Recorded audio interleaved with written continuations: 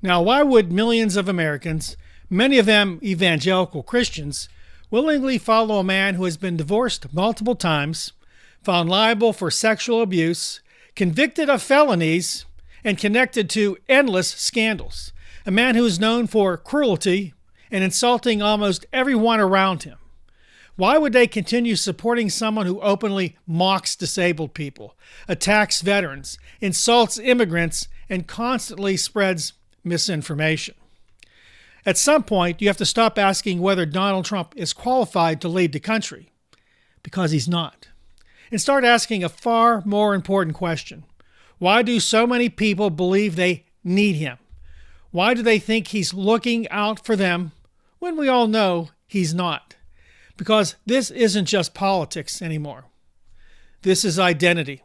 This is psychology. This is tribalism. And today I want to break down 3 deeper reasons why Trump supporters continue defending him no matter what happens. Not the surface level answers. No. The deeper ones. And before any of you send me angry comments, understand this. I'm not saying every Trump supporter fits perfectly into these categories, but these psychological patterns absolutely exist. And political scientists, psychologists, and sociologists have studied them for years. So let's get into it. I'm David Tomsic, and this is Clear Signal. Reason number 1, the American education system has failed. Americans are not deep thinkers and rely on other sources, whether friends, their family, their pastor, or media outlets like Fox News, to think for them. This is why one of the biggest reasons people are drawn to Donald Trump is because he turns extremely complicated problems into emotionally satisfying, simple answers. Inflation, blame immigrants. Job loss, blame China.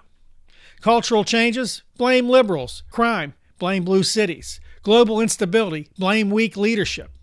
Trump speaks in emotional shortcuts, and for many people, especially people overwhelmed by economic pressure, technological change, and cultural transformation, those shortcuts feel comforting. Because complex thinking is exhausting.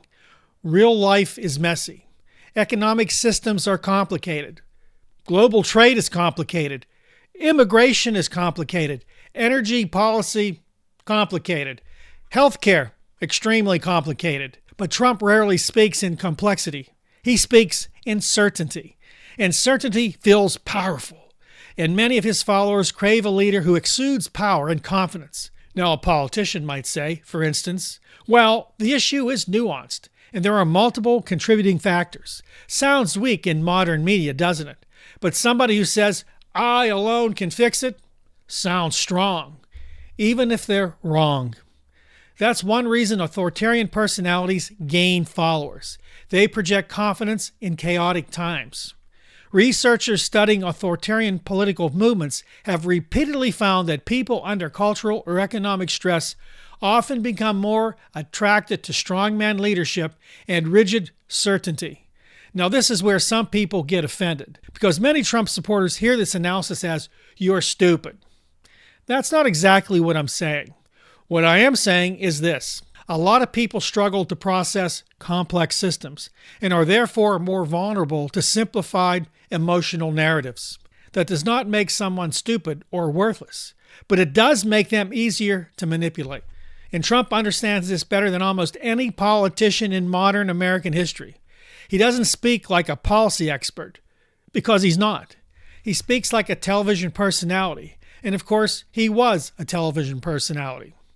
Short phrases, simple enemies, clear villains, emotional repetition. It's political fast food. Cheap, fast, emotionally satisfying, but terrible for long-term democratic thinking. And keep in mind, Trump has been telling people that he's a businessman. Many people already had a preconceived idea that America needs a businessman to run the country. That's not a good idea. America is not a business. This is why Trump's art of the deal does not work in running a country or foreign policy. We can see this right now in the huge and historic foreign policy failure in making a deal with Iran. He got toasted. Second, a belief in conspiracy theories. Now, this is where things get really important. Stay with me. Conspiracy theories are not just about facts. I know this because I was a conspiracy theorist for many years. I was a true believer. This also connects to reason number 1, because conspiracy theories are easy to believe, unlike complicated, multifaceted facts and figures. No need to do the calculus on a conspiracy theory. The secret cabal did it. This is because conspiracy theories aren't about facts and figures. They're about emotional needs. People are drawn to these narratives because conspiracy theories transform chaos into structure. Instead of random events, there's a hidden plan. Instead of uncertainty, there is a secret knowledge. Instead of complexity, there is a clear villain. That is psychologically comforting. And Trump has built an entire political movement around this mindset. The media is lying. The election was stolen. The deep state is secretly controlling everything. Scientists are corrupt. Judges are corrupt. Universities are corrupt. Government agencies are corrupt. In the run-up to the 2024 elections, conspiracy theories became so large that literally every institution except Trump himself had become the enemy. That's incredibly dangerous. But psychologically, it gives his followers something powerful. It gives them meaning. It makes believers feel like they are part of a hidden group that understands the truth. They understand it, and you don't. Remember the QAnon conspiracy that emerged back in 2017? It was a big deal back then. Research it. This conspiracy claimed that a secret cabal of Satan-worshipping elites and deep state actors ran a global child trafficking ring. Secret messages were posted by the White Hats on 3 anonymous, unmoderated internet messaging boards. Many people who were reading these message boards believed that Donald Trump was waging a secret war to expose and destroy this cabal, which would culminate in a day of reckoning known as the Storm. None of this was found to be true, and oddly enough, it is Donald Trump who is under scrutiny for his friendship with a known child trafficker, Jeffrey Epstein. It is Donald Trump, not a secret cabal, preventing the Epstein files from being released. Anyway, the plot was simple. It was the White Hats versus the Black Hats. Studies on conspiracy movements and online political communities have shown that conspiracy content thrives because it offers emotional certainty and identity enforcement. And social media supercharges it. YouTube, TikTok, Facebook, X, and now Trump's very own Truth Social. These platforms reward outrage, give emotional certainty, and simplify narratives. The more shocking the claim, the more engagement it gets. And once people emotionally commit to that worldview, it becomes very difficult to pull them out of it. Because changing your mind doesn't just mean admitting you were wrong. It means losing your social tribe, your identity, your online community, your church circle, your political friendships. This is why some people continue defending Trump no matter what evidence appears. At that point, it's no longer about facts. It's about emotional survival. Before I continue with number 3, if you enjoy the content we provide you here on Clear Signal, please hit the subscribe button right now. Also hit the like button and share the video with as many people as you can. Reason number 3, fear of cultural change. This can be the deepest reason of all. Many Trump supporters feel like the country they grew up in is disappearing. And in some ways, it is. America is becoming more racially diverse. Religion is declining. Younger generations think differently about race, gender, sexuality, immigration, and identity.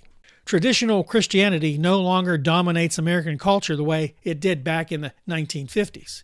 And for many older white conservatives, Christians especially, that feels like loss. Not just political loss, cultural loss, psychological loss, identity loss. Now, Donald Trump speaks directly to that fear. Make America Great Again is not a political platform.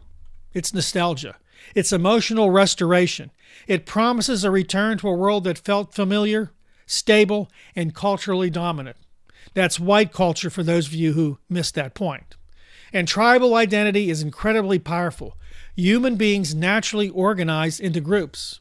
Religious groups, political groups, national groups, cultural groups.